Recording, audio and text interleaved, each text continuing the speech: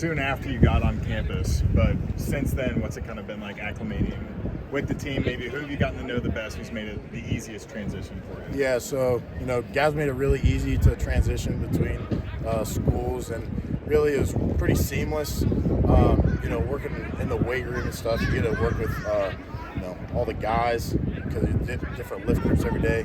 So things like that they kind of switch up. With people, you get to know people, you hang out in the locker room, do some of that kind of stuff. But Gav, Joe, they've really been making it really seamless.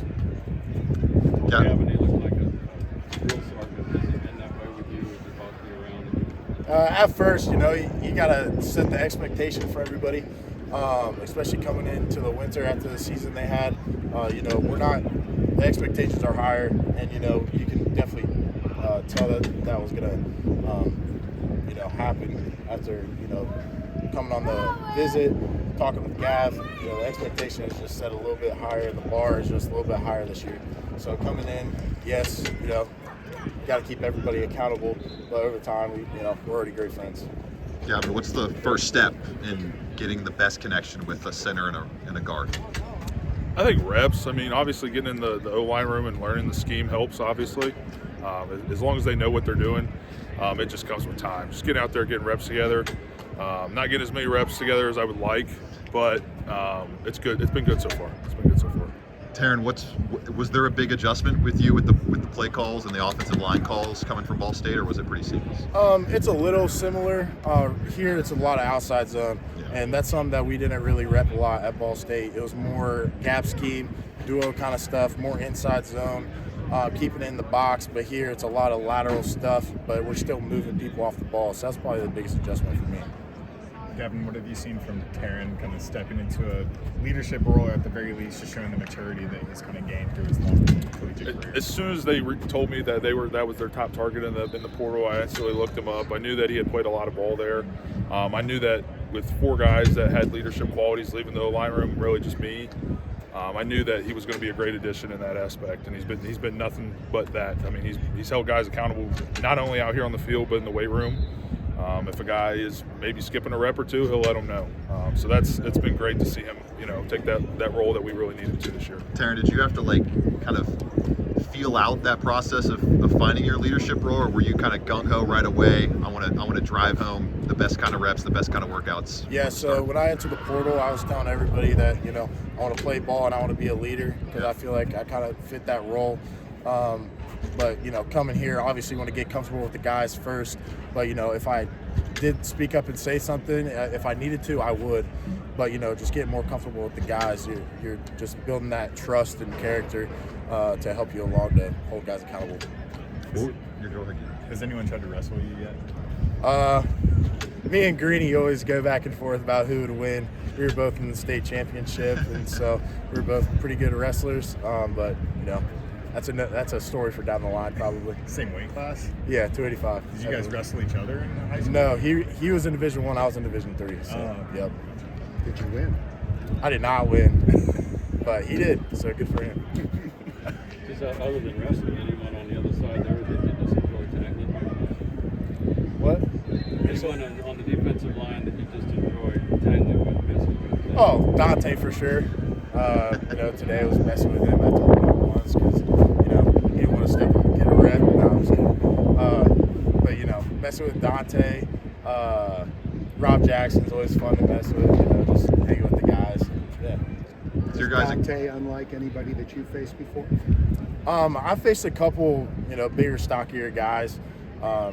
Played Georgia. They had tall, lanky guys. But in the MAC, there's been a couple guys. CJ West from Kent State, he transferred to IU last year. He was probably one of the best people I would have guessed. It kind of has Dante's build, a little bit taller, but still that stocky kind of build. Coming off of this final week of spring ball, you guys both very experienced. What would you say is the biggest key to carrying the momentum you've picked up this month into the months where you're not going to be playing ball until fall camp?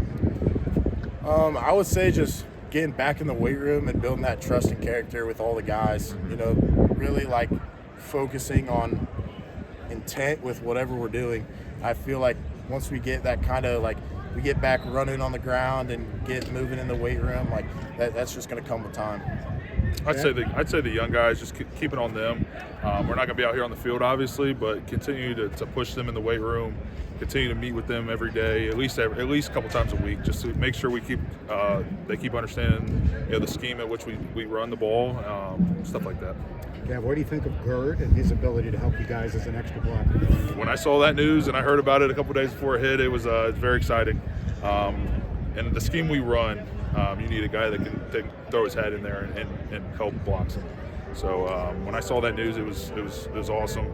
That was one of the things that, when it came to the portal and looking at the roster that came back from last year, that was one of the first things I told Coach that we needed somebody. We needed to find somebody that could help us block a little bit better, spring some of those plays that were shoelace tackles, even just a little bit more to help us score a couple more touchdowns. Give me your top 5 impact guys so far, maybe a couple already. The whole team. Yeah, this spring.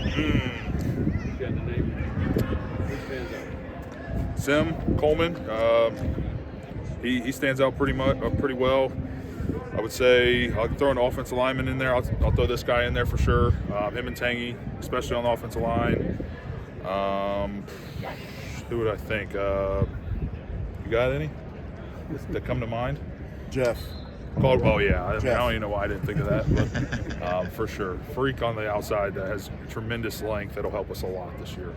Jakari Caffey in the scrimmage. Yeah. I mean, they weren't necessarily playing, all the other, Evan Pryor and Tawi and Manny really that much, but the reps he took were all quality reps. He'll produce a lot for us this year. You started with Simeon. Why Simeon? He's a smaller guy, and it's, I think he was underlooked a little bit, but like the speed at which he plays, he uses his size to his advantage. If a guy's trying to work up to him and he's trying to cut the ball off, he can easily get under your arms and swim underneath you and make plays that I don't see made every day. So he stands out a lot. Got a bunch of new wide receivers. It seems like on any given day, somebody stands out. Are you encouraged by how quickly Brendan's developing chemistry with those guys? Oh yeah, because I was at all the dinners with majority of the recruits, especially this guy and the recruits, and he was big on. I was going to make sure I handled the offensive line and the running back and all this, but his was, I need some receivers. I need some guys, and he built connection with them from day one. So it's exciting to see the connection they already have. I think it's going to be tremendous for us. I think it's going to give us a great advantage in some ways this season. It'll put us in really good spots to hopefully accomplish our goals. Who ate the most of those dinners? What is it? Who ate the most? At those dinners. There's a limited menu, so you can only pick from a couple things. Like prime, I'd like the steak to be a little bit bigger, but if it was a little bit bigger, I'm sure this guy could have took down a porterhouse or something like that. Who knows? Did you dip your steak in ranch? No, I would never do that. I do eat my steak medium well though, so it's. I'm a medium well guy too. We're on the same wavelength, Gavin. Which Credibility killer. Yeah. You'd like some leather off this shoe. All right, thanks, guys.